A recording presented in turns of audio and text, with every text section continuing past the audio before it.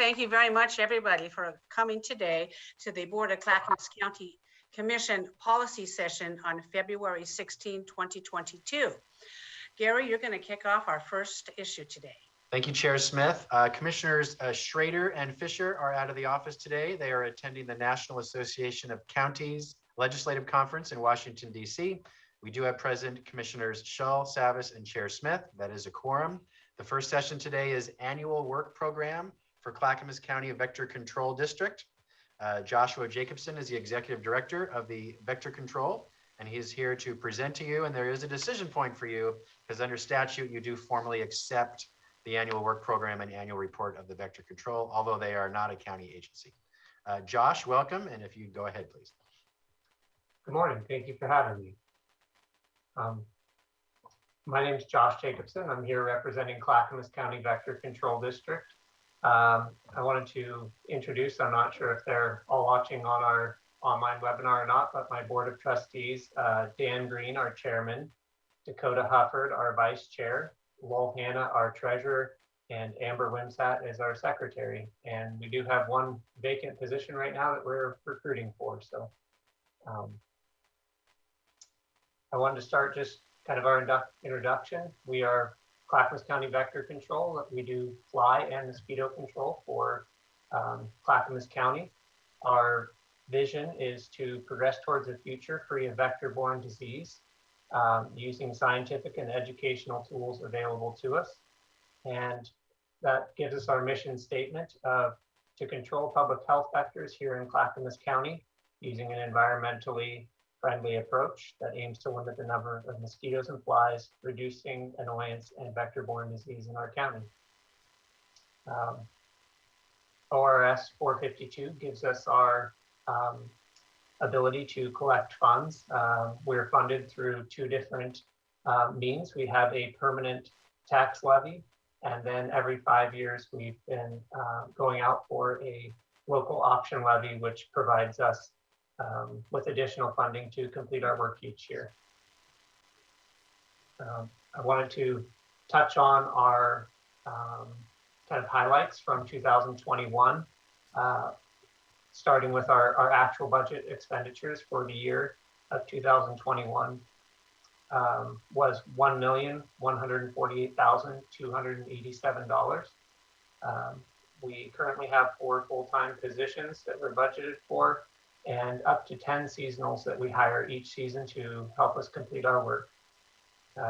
We're currently in the process of replacing our fleet, some of which is fairly old. So we currently have 13 vehicles. 2 of those are equipped to conduct spraying for us. This season, past season, we had 527 complaints that we responded to from citizens of the county. We performed 1,479 mosquito treatments. We sampled 10,957 mosquito larvae, 2,406 adult mosquito samples, and 13,010 gambusia fish that we distributed to citizens throughout the county. Next, I want to touch on West Nile virus. That's our primary disease that we're concerned with here in Clackamas County. And our main concerns are humans and horses here in the county. West Nile virus has the ability to affect and make both horses and humans sick. And as you can see, we had quite a few cases this year in Oregon. None were in Clackamas County. Most are on the east side of the state is where those typically occur. But we're continually monitoring and conducting surveillance to catch any of those mosquitoes or birds that may come into the area that have the disease present in them.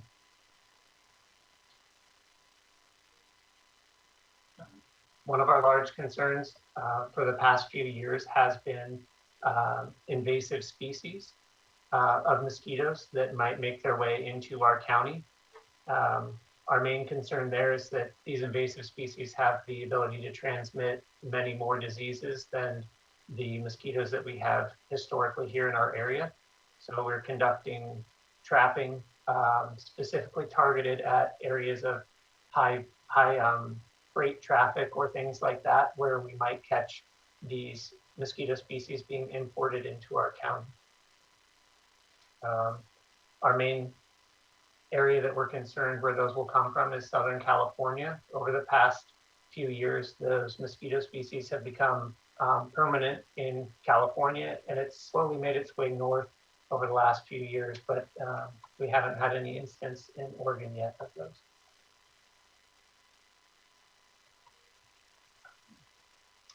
I wanted to speak a little bit about how to prevent mosquitoes around your home. We get this question a lot. I thought it'd be something good to put out to the audience today. Around the home, basically anything that holds a form of stagnant water can be a source for mosquito larvae to breed in. Those could be old tires in the yard, gutters that have been plugged and have held water all season long, old boats, buckets, trash cans, really any type of object in your yard that can hold water has the ability to breed mosquitoes. So we encourage homeowners to kind of do an inventory of their own property and look for those kind of situations that could be breeding mosquitoes. Lastly, I wanted to kind of say where we're hoping to go in 2022. We've purchased a new facility, the old Oregon City Police Station. We're currently in the process of working with an architect and finalizing designs to remodel that facility to meet our needs. And we're hoping to, within this next year, be moved up into that facility. We currently have an intergovernmental agreement with CCOM. They've been using that facility to do some COVID isolation. And so we've been happy to help them out with that as long as we can until we're ready to move into that facility by ourselves. So other than that, I would direct people to our website. We've done a lot of public outreach this year, past year. Most of that was targeted online due to COVID. We wanted to reach out to libraries, schools, provide online resources to educate young students on mosquitoes and vector awareness. So with that, if there's any questions, I'd be happy to answer. Josh, thank you for this very informative report. Your statistics really are amazing considering you really have 4 full-timers, but you have some temporaries you bring on for the season. Are there any commissioner comments or questions for the presenter today? Mark, show your hand is up. Yes, good morning, Joshua. Good morning. Your page on your budget requirement for FY 2023, are you talking about as of July 1st of this year? That's your fiscal year you're talking about? Yes, fiscal year. Okay, it's $4,500,000 and change. Could you state again how much of an increase that is over the current year? Between the past 2 fiscal years, I think there was an increase of roughly $100,000 increase in our budget between previous fiscal year and this fiscal year. Okay, so you're saying that this $4.5 million is a $100,000 increase at starting 1 July is what you're going to need.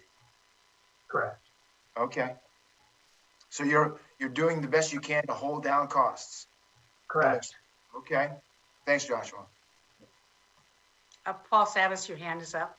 Yeah, I just want to thank you, Josh, and the board for all that you do. And you know, no one likes getting bit by a mosquito and or passing any viruses or anything else. So it's appreciated the work that you do on behalf of Clackamas County. And with that, I'm happy to make a motion, Chair. Yes, I think a motion is in order, Commissioner Savas. Yeah, I move to adopt or approve option 1, approve the Clackamas County Vector Control District Annual Work Program and Report. Commissioner Savas has made the motion to accept the Better Control Work Program. Commissioner Stoll has seconded that. Thank you very much. Any further comments? I'd just like to say, Josh Jacobson, thank you for your good work and dedication to this topic. And it may sound really bland and dry, but as I drive around the county, I see these little triangle paper things that are hung in the trees on the side of the road. And I know you're busy at work monitoring our mosquito infestation, if we have any. And I know you folks are out there checking on everything, and thank you very much for that. I live on a farm where we have some horses, and you know, my watering trough tends to get mosquitoes, so we're draining it. And I understand if you put a cup of white vinegar in it, in my watering trough, it works really well to keep the mosquitoes down. So little tip there. Thank you very much. Without seeing any other comments, Shannon, can you please call the poll? Commissioner Savas, Aye. Commissioner Scholl, Aye. Chair Smith. Aye, motion passes 3-0. Josh, please continue your good work. Please tell your staff that we are grateful for the type of work you do, and go forth and be prosperous. Thank you very much.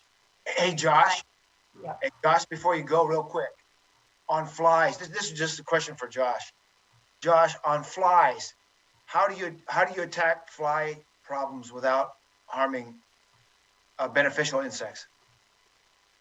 So the best method, and typically when we find that we have a fly problem, it's typically a sanitation issue. So dumpsters behind restaurants or convenience stores, things like that have been a problem for us in the past. So making sure that they're in sealed dumpsters or things like that is typically our first move and the most environmentally friendly that we can. So, Okay, good. Thanks, Josh. Yeah. Bye. Thank you, Josh. thank you. All right, commissioners, your next session is scheduled to start at 10:30, and you have some outside speakers. We're attempting to see if they can join us a little bit earlier, but they're not here yet. Would you like to take a brief break? Do you want to talk about other general business for issues? It's Chair, up to my commissioners. I can take a break, or is there anything we need to discuss publicly at this point? Break is fine with me. Okay, we'll come back just before 10:30, okay? Okay. Thank you.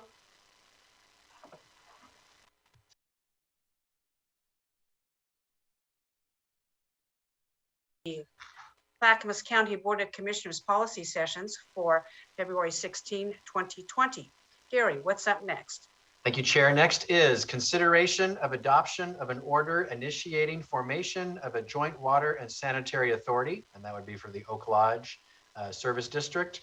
We have several presenters. First, Shannon, please bring in Jeff Munns from the County Council's office, Sarah Jo Chaplin, who's the General Manager of the Oak Lodge Sanitary District, my apologies. And there's others too, but I'm gonna let Sarah Jo identify who else will be joining us. So we'll hold for just a minute, please. All right, Jeff, welcome. And Sarah Jo, we'll wait a second for Sarah Jo. Sarah Jo, welcome. Who else from your team is here that should be invited in, please?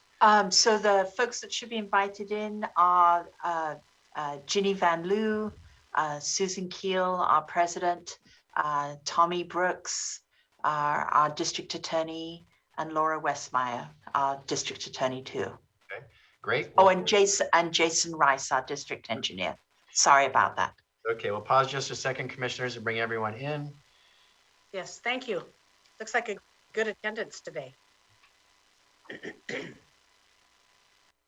Okay, I believe that is everyone. Okay, Jeff, would you please kick it off and maybe do introductions of everyone? And then we have 30 minutes tops, everyone, because we're going to lose quorum. So as brief a presentation as you can make so our board can have a discussion. Go ahead, please, Jeff. Yeah, thank you. This is a request that comes from Oak Lodge Water Services. They are a joint water and sanitary district organized under Chapter 450 of Oregon Revised Statutes. They're seeking to have the board consider an order for formation of a joint water and sanitary authority. With us today, we have, as already introduced, looking for all the names here now. So Sarah Jo Chaplin, of course, the manager for the district, and then their board members, Ginny Van Loo and Susan Keel, and their attorneys, Tommy Brooks and Laura Westmeyer, and then Jason Rice, the district engineer. And so when I've gone through this material that they've submitted, and is in proper form for their request to have this process initiated by an order of the board. So this would be different from the Hoodland Park District petition that you've recently been considering, which is formed by a petition. This process to form a joint water and sanitary authority can be initiated in two ways, one being a petition and one being by order of this board to set it for a public hearing. And so your first action under their request would be to consider this, they're requesting the March 3rd board meeting to consider this order. And the order would simply open up the public hearing, which is sort of where you would get to the petition process. After that would be completed. So it would kind of move this process forward to the public hearing for your consideration. And then there would be a subsequent public hearing to consider, if there's requests for an election and so on. So that's the process. And I think that, given the two paths, I think we're going to have the folks from Oak Lodge describe why this is beneficial to their ratepayers to go this route as opposed to the petition route. But as far as our office's involvement, just to review this matter and make sure it's properly before you. And with that, I'll turn it over to, I believe Sarah Jo was going to go first, or I'm not sure. The first speaker is going to be Vice President Ginny Van Loo. Ginny, you're on mute. I'm always on mute because I talk a lot. Good morning, commissioners, and thank you for having us at this meeting today. When we appeared before you in October, we shared our board's desire to have Oak Lodge Water Services convert from a district to an authority. We can't do it on our own. That's why we're here. If we could do this by ourselves, we would be doing that now. But there's no statutory process to convert to an authority without the county's involvement. We have support from the cities of Milwaukee and Gladstone, and we have support from our customers in the community. What we're asking for today is for you to support us to continue with the work we've been doing. What we want to do today is to let you know how much we've been working on this effort. The Oak Lodge Water Services is driving this effort, and we've been checking all the statutory boxes so we can move this process forward. Specifically, we're asking to be placed on your March 3rd agenda, like you heard, and for you to adopt an order at that meeting, which will formally start the formation process. When we previewed this with you in October, we heard loud and clear that you wanted more information about two things. First, you wanted more information on the public outreach, which we've done, and a better understanding of the community support we have for becoming an authority. Second, you wanted us to explore opportunities for greater coordination with the county to manage stormwater. We're going to speak about those two items in a few minutes. Before we get to that, let me reiterate one thing. This is an Oak Lodge Water Services driven effort.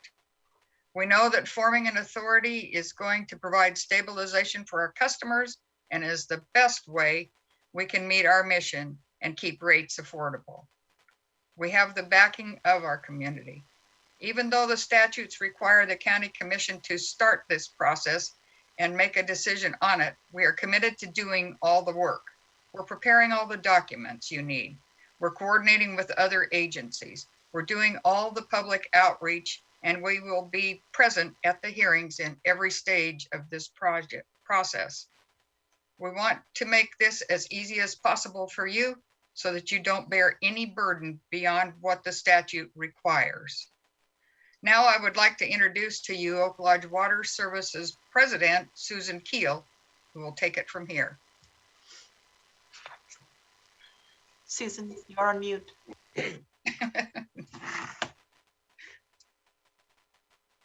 All right, sorry. Thanks for having us back. That you're on mute is probably the most frequent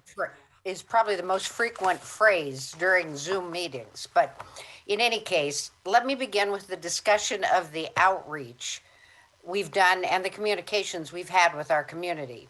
The idea of forming an authority is something that we have been talking about for several years. We actually considered in 2017 when we consolidated our districts. And it stayed in the back of our minds as we have moved ahead.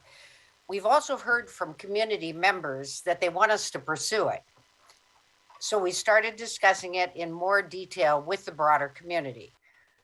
One thing that really resonates with our people is the commitment to preserving the investments that we've made and to better situate ourselves to make long-range investments in the future in the systems that we have.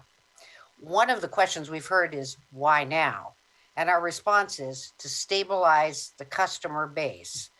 We just finished our water system master plan, and we're in the middle of updating our sewer system master plan. Those plans make certain assumptions about our service territory and the number of customers that we have. The time to ensure a stable revenue structure is at the front end of that plan, not somewhere down the road. We've already made large capital investments based on our water system plan, and we're ready to make more.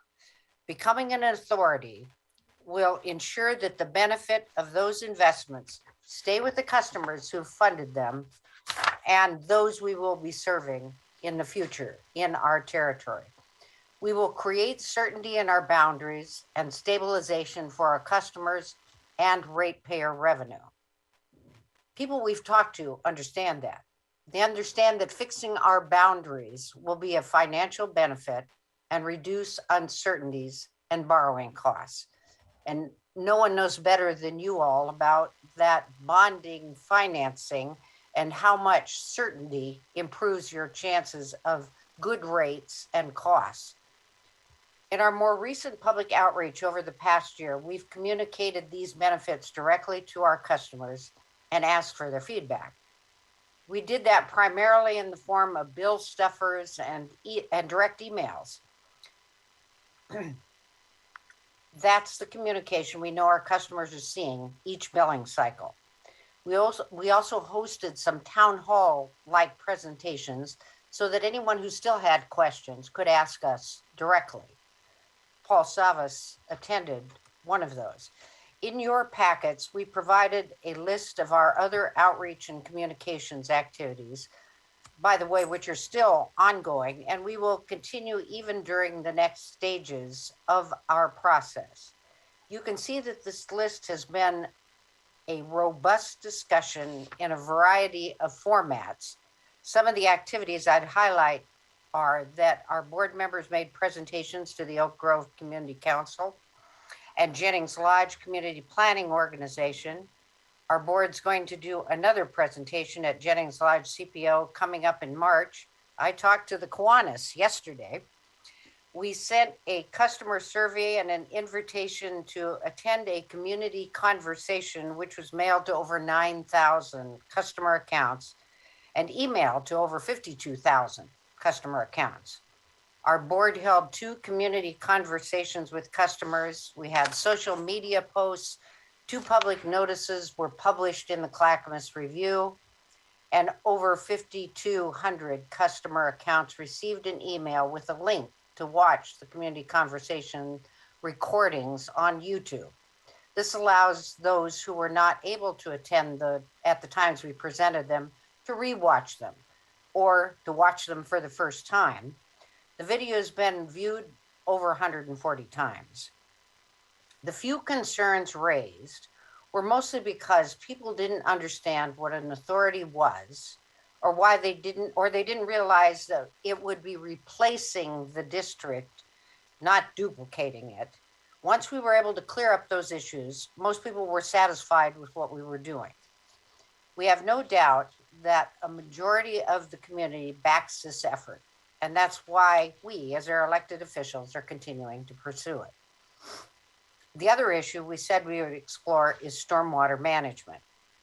Oak Lodge Water Services owns very little of the stormwater system in our territory, but we nonetheless are an active partner with the county in addressing stormwater concerns. It's actually the biggest issue that we hear about from our own customers anyway, so there's a good reason for us to be involved with it. One of the ways that we do our partnering with the county is through an agreement with the county where Oak Lodge Water Services maintains many of the county's catch basins and pipes that are in the district's boundaries. After the policy session in October, we had our Oak Lodge Water Services staff meet with your county staff to talk more about stormwater. I'm going to hand this over to Jason Rice, our district engineer, to talk about the work that we're doing together. Jason? All right, thank you, Director Keel, and to the county commissioners for the opportunity to speak on how Oak Lodge Water Services and the County Transportation and Water Environment Services staff have been working together on stormwater issues. Together, we are currently working to solve flooding at Jennings and at Boardman Creek, El Camino Way, Laurie Avenue near Courtney, and Arista near Boardman Avenue. Regarding the flooding at Arista and Boardman Avenue, during the Oak Lodge Water Services January board meeting, our board approved a contract to analyze concepts to inform the stakeholders of desired final design that can advance this summer. Earlier meetings with staff also included 2 staff members from Clackamas Water Environment Services, Director Greg Geist and Ron Wairinga. Most recently, our 2 staff teams met to discuss these projects, as well as how we could better coordinate our 2 capital improvement programs. This meeting included me, as well as Commissioner Paul Savis, Everett Wild, Gary Schmidt, DTD Director Dan Johnson, and Assistant Director Mike Besner, Sarah Jo Chaplin, Susan Keel, and Jenny Van Loo of Oak Lodge. This meeting was a great opportunity for our staff to catch up with our electeds who aren't normally involved in this level of coordination. The meeting was also helpful in understanding what projects Clackamas County is planning within our district so that Oak Lodge Water Services staff can potentially combine our projects to not only improve the livability within our neighborhoods, but limit impacts to the surrounding neighbors. All teams are fully committed to continuing to work together to find solutions. I'm pass it back to Sue Keel. Okay, thanks, Jason. Beyond what Jason just talked about, we know there'll be more opportunities to address stormwater as we become an authority. We also know we need more time to work on this issue. There simply needs to be more planning. But if we're going to pursue the stormwater opportunities, it's like all of our other services. We need stability in our service territory so we can make strategic long-term investments. And that's what becoming an authority will do. To summarize our request, we're here because Oak Lodge Water Services Board wants to ensure stability for our customers and to protect the capital investments we've made on their behalf and will make in the future. We can do that by becoming an authority. Our customers support this, our community supports this. We're confident that this is the best way to create the stability that Oak Lodge Water Services needs, while also enhancing our ability to coordinate with you on issues that go beyond boundaries, like stormwater. Your packet has the draft order that would set off the authority formation proceedings. We're asking that you adopt the order at your next business meeting and call for a public hearing on the proposal. Thank you. Thank you, everybody, for your presentations today. Gary, is there anybody from the Oak Lodge Authority who need to speak at this time? I think you've covered it. So up to the Okay. board discussion. Thank you. Yes, just so you know, we all have the packet. We are well aware of what's in that. Now I'm going to open it up for comments and questions from our Board of County Commissioners. Commissioner Savis, your hand is up. Great, thank you, Chair. Thank you, Oak Lodge Water Services staff, legal counsel present, manager, the board. Thank you for everything you do. I have a lot of passion for the district. As you know, I've served on both the Oak Lodge Water and Oak Lodge Sanitary boards in the past. I'm very engaged in my community and I support the effort to move into an authority. At our meeting, I believe last year, October, November, when we met, I was trying to emphasize I won't call it a test, but basically after being through about 3 efforts in watching authorities being formed on the water side of the world, I realized that the test is a tough one. First one was the Sunrise Water Authority that occurred long ago. Sat in on that discussion, was not on the board at the time, but sat in on it, watched it intently.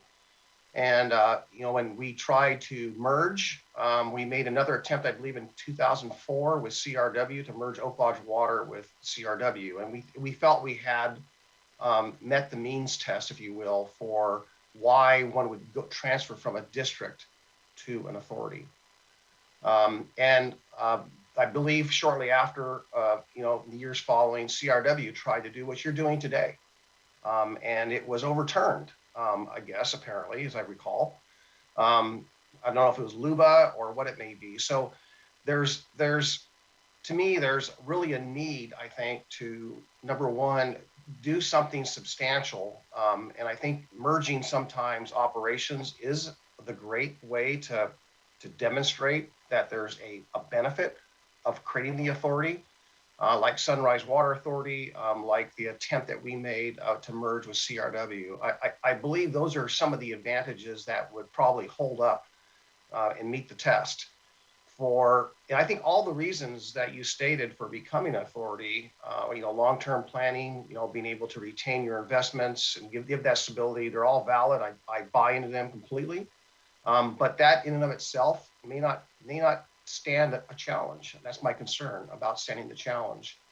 So I do support the effort. I appreciate the progress you made on the public involvement. I did sit on one of those, as was mentioned. I think you've got the community behind you, and you got the two cities, north and south, that are behind you. So that's great. I think job well done. Thank you for that. On the stormwater side, I really see that as the only avenue.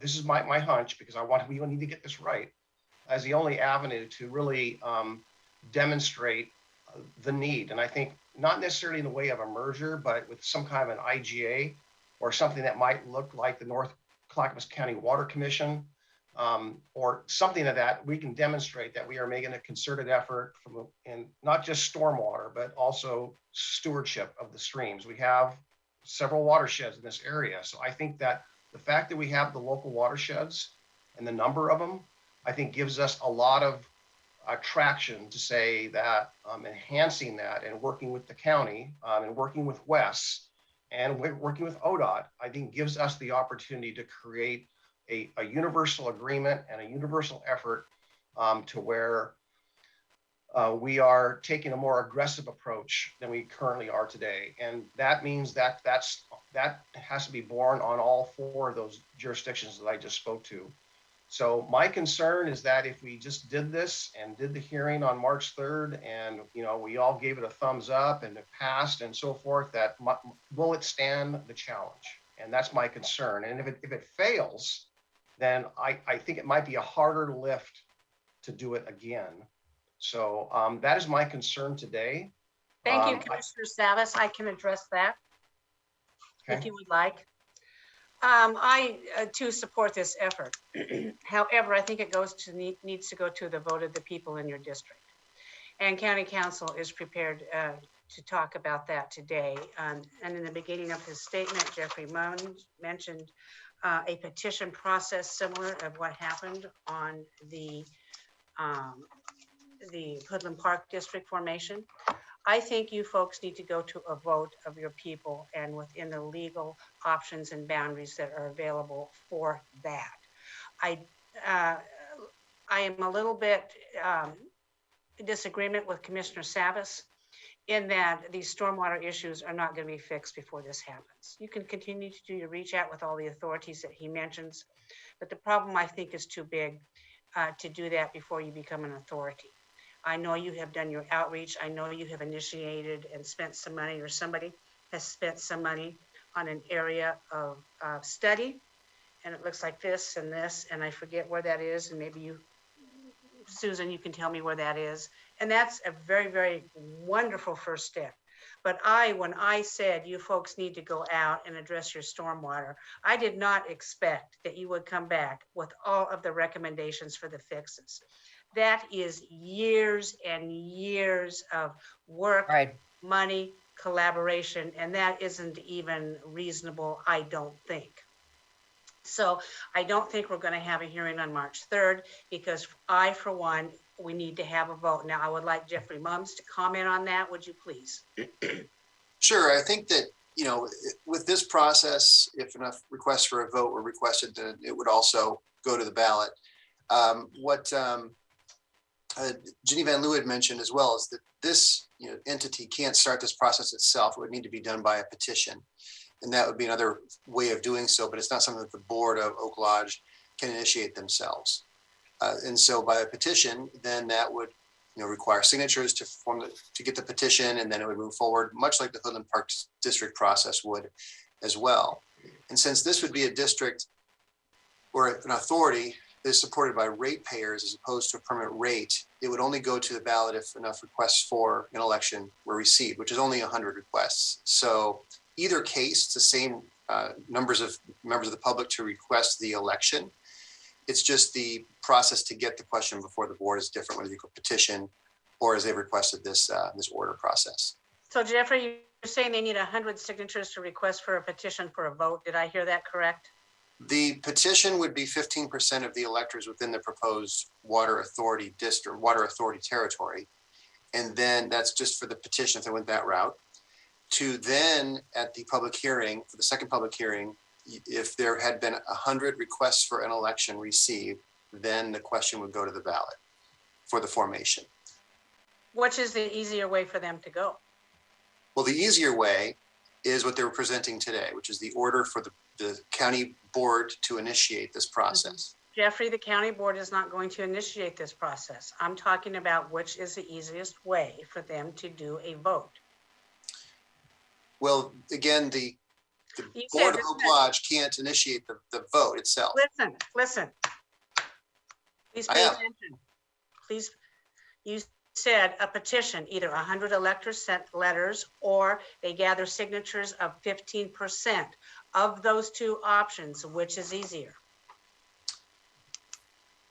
Well, the easier way, I guess it's your question doesn't really line up with what the statute is. Let me go back and clarify. The election is held if by the second public hearing, 100 requests for an election are received. That's to put the question on the ballot for formation. Doesn't matter how it's initiated, whether it be an order or a petition. So to answer your question, what's easier? What's being done right now would be easier for Oak Lodge. And the question would still go to the ballot, either initiated by a petition or order, if those 100 requests for an election were received by the time of the second public hearing. But from what you had stated earlier about the board not wanting to consider the order, there is another method for this to happen, but it would have to be done by a petition. And that would be where they gather signatures, submit the petition to the clerk's office, and then it goes through the process that we've done for Hoodland Parks District. So I hope that answers some of your questions. Well, I think what I'm going to conclude from this is 100 is less. So what I'm saying is, I think 100 people submitting letters is less of an effort on the part of Oak Lodge Water District to be successful than it is to have 15% of the electorate submit the other way. Tommy Brooks, your hand is up. Thank you. Yeah, I just wanted to kind of echo what Mr. Munn said, that the way the statute works, and we've looked at this now for a long time to figure out how to even get the issue teed up, is whether we come to you directly or orchestrate a petition, which I don't really know how we do that. Both of those paths still come through the county board. And that's what Director Van Loo was saying, is that we still need the county board's help to push this to the next phase, regardless of how it's initiated. We understand that. The board would refer this to a vote. I don't have all my board members here today. And the problem with this hearing today, we probably should have put it off because 2 of our members are missing. And so we cannot make a decision today. I don't think Commissioner Savas is in support of this. I need 3 votes to be successful. Because there's questions. So what I'm trying to figure out is a path for this authority, this board to become authority, a path for success to move forward. And I believe at this point It will be 100 letters submitted by you folks to move forward. And then, yes, we know that the board would have to make that consideration. And at that time, we would say, yes, this is, we just did that with the Hoodland Park folks. They decided to form their district, which you're already a district. They chose a different route. And I don't know if the other route was available to them or not. I am not that skilled in statute. But what I'm saying to you folks, yes, you've done good work. Please continue your good work. But I think we need to consider a different route. Jeff, you have your hand up. Yeah, thank you, Chair Smith. I think I wanted to get back to one of your questions about the process. The petition process would require the 15% of the electors within the proposed area to forward that petition. So you asked about the numbers of signatures or requests, the 15% or 100. It's sort of a two-step process. They'd require the 15% for the signatures first, and then to place this question for formation on the ballot would require the 100 requests for it to go on the ballot for formation. And that's something that only the electors within that area can do. It's not something that the board, after consideration of the order, could decide, we want to put this on the ballot. So you're saying both routes need to be done. And Jeff, I'm going to interrupt you here because Commissioner Savas has his hand up and he must go to another meeting and I don't want him to be late. Commissioner Savas, you're up. Yeah, so I don't know which legal counsel can answer this question, but I don't recall exactly which body, government body, overturned CRW's effort to become an authority. What body was that? And really, under either of those two mechanisms, whether it's a citizen-driven petition or whether it's the board process that's being proposed here today, both of them are subject to an appeal. So, which body overturned the CRW? Does anyone recall? I have a little bit of background with that, and the most recent effort you're talking about was actually done through an intergovernmental agreement. It wasn't, CRW wasn't trying to form an authority. They were combining some of their authorities with an authority. And LUBA, it went to LUBA. LUBA didn't actually overturn it. The case was settled. So it was a completely different context, and this issue wouldn't be like subject to LUBA review or Court of Appeals review, except for if someone did a writ of review, which is really uncommon. So do all legal counsel agree that this cannot be overturned? I think what Mr. Brooks is just saying is that it's subject to a challenge and a writ of review. And that is very rare, but it is possible. Okay, maybe that's up for further discussion. Paul, on that, and I understand you have to leave. Thank you very much. We do not have a quorum, folks, but we're going to continue with a discussion on this and get all opinions out on the table. Commissioner Scholl, you have your hand up. Yes. Good morning, everybody from the Board of Directors of the Oak Lodge Water Service District. This has been a very informative briefing this morning, and I'm very impressed on your level of preparation today.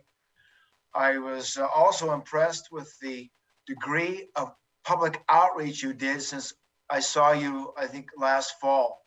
I really appreciate it. It's quite evident to me that you do have the public support to go ahead to become an authority. But for Susan Keel, I would like you to reiterate one more time. You mentioned that becoming an authority would stabilize the territory of your current boundaries. Correct. Could you, for the people who are going to see this tape, briefly, could you please explain what threats to the territory you would be subject to if you don't become an authority? Actually, I'm not going to tell you that we have a current threat, but the point is that if an annexation were to occur, or even a formation of a city that particularly, let's say, didn't take all of the territory of Oak Lodge Water Services, you would be pulling off customers and maybe assets as well that serve, that ratepayers have paid into currently. And as we're making these long range plans, those that we might be planning for in the future and perhaps even have identified funding for them through financing. Yes, got it. Okay, Susan, thank you very much. I have no problem with this matter going to a business meeting as soon as possible. Thank you. Thank you, Commissioner Scholl. I do echo your sentiments on this. I do think there needs to be a vote. And not because I don't think people aren't in favor of this. I do not want this to come back on this particular Board of County Commissioners or any future Board of County Commissioners as somehow we are the governance model. There are many, many instances in the county where that has happened, and we get pulled into all of the politics, we get put into all the rulemaking authority, we get pulled into the service delivery, and I don't want that. That's your job. So a vote puts us at an arm's length distance away from your operations.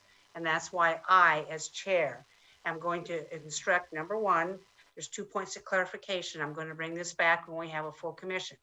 2 points of clarification. Jeffrey Mums, County Council, I want to have very, very clear on what is needed for a vote.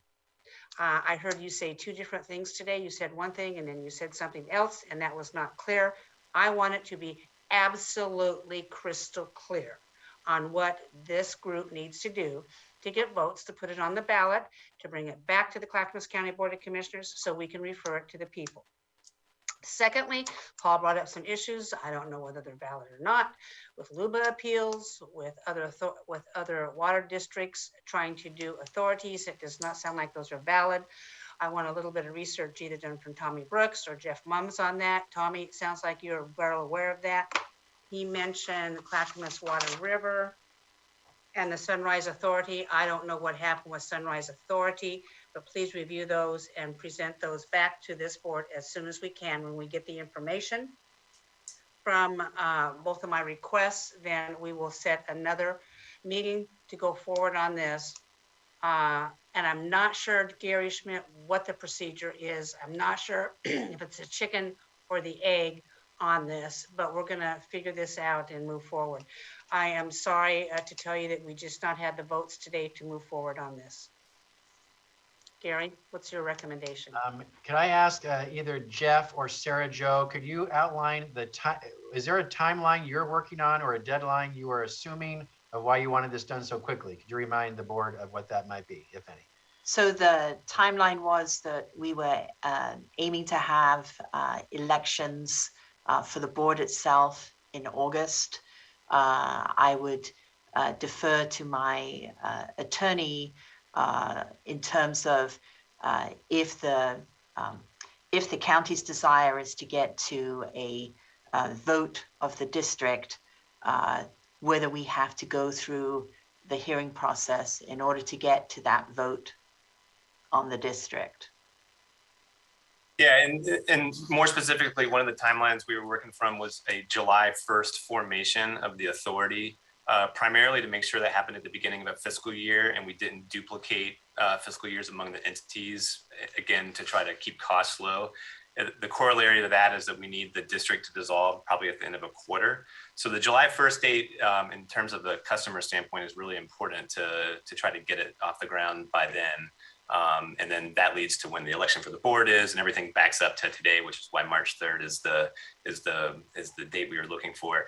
Also, it can't get to the ballot without going through the county. The county's got to adopt a board order that says we want to pursue this and have hearings even before any election is necessary. So the March 3rd date still keeps us on track to be able to do that and to get that issue in front of you and for us to answer your questions. Okay, if I ask one final question, so Jeff Munns, to get on the May ballot, remind us the deadline is end of February. Are we out of time? Is there time? We'd be out of time to get on the May ballot. They're looking for the August ballot. And so, yeah, that February 25th would be the last date to publish notice of a proposed ballot measure. So, yeah, we're simply out of time to try to get that done. So the next this process requiring the next available election would be November for this type of item, or could it be a special election? Well, August is one that they were looking at this point, and so we still have time. Not for the board, for an actual vote of the people of the district to form an authority. Could that go in August? Correct. That would be the earliest possible one at this point. I thought September was special election month. Am I not wrong on that? I think it's in that time frame. Yes, it's that one that's the special election prior to the November general election would be the earliest at this point. They just moved that date from September to August, Who did? the legislature. Oh, good. Oh, what do you know? I learned something. Thank you, Tommy. Commissioner Scholl, you have your hand up.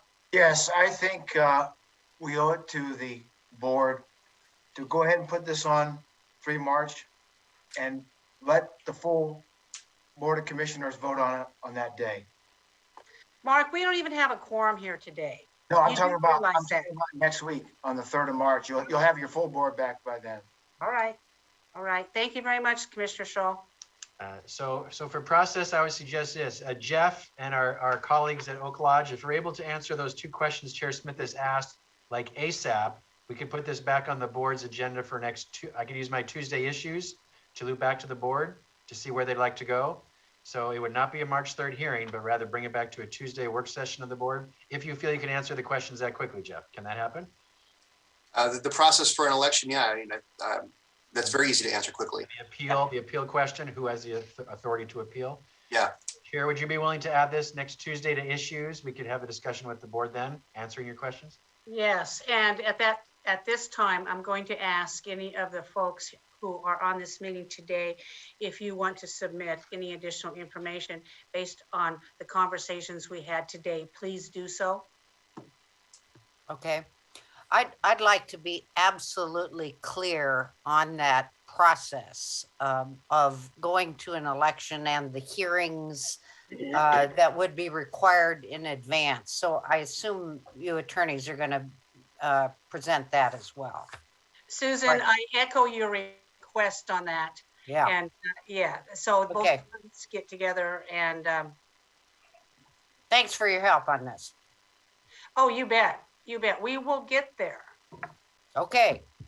All right, so what we're going to do then, everyone, is we're going to bring this back before the board next Tuesday, February 22nd, 10 a.m. We call it issues here. I give updates to the board, but we'll add this to that list. So Jeff, if you can update a memo with all the information today, Chair Smith and Commissioner Savas has asked for. If we can have that, if possible, by Thursday tomorrow, but as soon as you can. Monday's a holiday, as soon as you can, so we can just get it in front of the board. Next Tuesday, the 22nd. If any of you from Oak Lodge want to attend, we won't have it won't be a full discussion, but you can be present and to answer any board questions. We can allow that. And then the board can discuss it next Tuesday to see what they'd like to do at that point. Is that okay, Chair Smith? Yes, it is. Absolutely. And thank you, staff, for working so hard for us on this. And thank you, the water folks. You guys are just wonderful people. Thank you for your public service on this. This stuff is hard, I know. And just keep going for it and we'll get there. Any other comments do I see before this meeting today? Thank you, everybody, for all your hard work. Yes. You're welcome. I echo Commissioner Scholl's thanks on that and the gratitude going forward. Seeing no other comments, this meeting is now adjourned.